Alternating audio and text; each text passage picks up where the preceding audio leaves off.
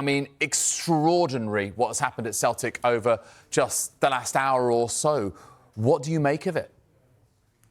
I don't think it's a complete shock. This whole situation and Brendan resigning. I mean, I wrote a column at the weekend, and in that column, talked about, I think, that Brendan, with some of the stuff he's said in the recent past, that he wants out of the club. There's clearly been a breakdown with his relationship with the club hierarchy. It all really stems from before the start of the season, when Brendan went public and was critical about the lack of quality coming into the club, and I think he felt let down by that. Celtic get knocked out of the Champions League qualifier. It's been a really slow start to the season. They've lost quality players in the recent past and haven't replaced them, and I think he felt he wasn't backed. And reading the Dermot Desmond statement, I mean, I'll be reading it again, later on. It's quite a lengthy statement, but it is very critical of Brendan. And look, in many ways, when there's a relationship breakdown, which there clearly has been between Brendan and the club hierarchy, then it's inevitable something would have to give, and Brendan has ended up walking away.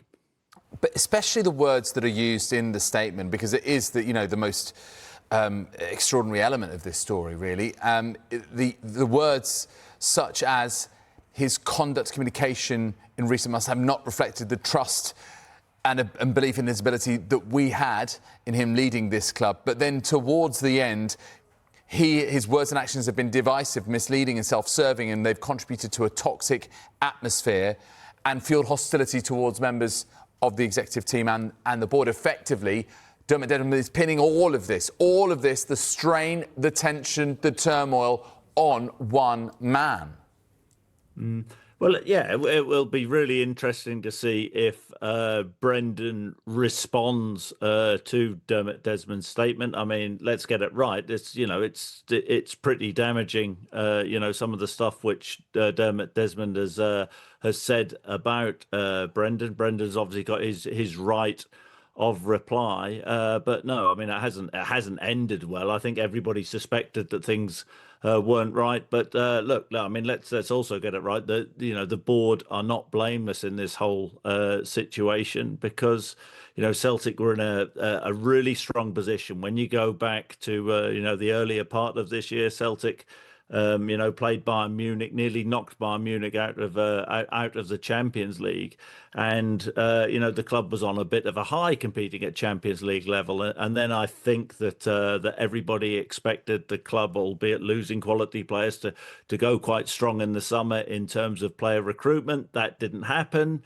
The manager, Brendan Rodgers, was unhappy about that, and the start of the season has been really woeful. And Celtic are in a position where their front line is a shadow of what it once was in the recent past. And 8 points behind Hearts now at the top of the league. The club's in a bit of a pickle, and Brendan's decided to walk, and it's probably the best thing for the club in terms of, if the relationship was that bad. It seemed to be that bad. And it's interesting, Martin O'Neill coming in now with Sean Maloney in a sort of caretaker capacity. I don't think that I understand the appointment of Martin, because he's a very popular manager. He was my manager when I first went up to Celtic, and he is loved by the supporters there. I think had the club handed the role to just Sean Maloney, I think a lot of the supporters would have been unhappy about that. They've got a sort of figurehead and a front piece, but I suppose the sort of the biggest question is who's going to be the next permanent Celtic manager? Who are they going to go for next? Because it's not going to be an easy situation, because in this sort of near future, whoever's taking over, the squad is decimated with injuries to key players. There's not the strength and depth, and these next 16, 17 games until January, the team in the squad will come under a fair bit of pressure. There's a cup semi-final against Rangers, which is absolutely massive. Of course, all those games are massive. coming up, so that's going to be big. But in the short term, Martin O'Neill taking over doesn't have an easy task on his hands with what he's taking over.